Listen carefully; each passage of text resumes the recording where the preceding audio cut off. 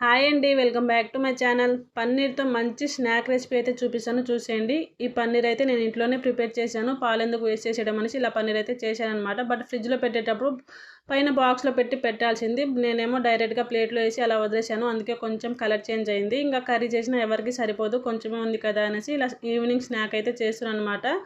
First అయితే పన్నీర్ని అయితే ఇలా పీసెస్ లాగా కట్ చేసేసుకొని స్టవ్ మీద కడాయి పెట్టుకుని ఆయిల్ కానీ నెయ్యి కానీ వేసేసుకొని ఒక హాఫ్ కప్ వరకు పల్లీలు, అలాగే మనం కట్ చేసి పెట్టుకున్న పన్నీర్ కూడా వేసేసుకొని, అలాగే ఉప్పు, పసుపు, కారం హాఫ్ టీ స్పూన్స్ వరకు వేసేసుకొని, అలాగే కరివేపాకు కూడా వేసుకొని ఒక 5 నిమిషాల పాటు బాగా ఫ్రై చేసేసుకొని స్టవ్ ఆఫ్ చేసేసుకోవడమే.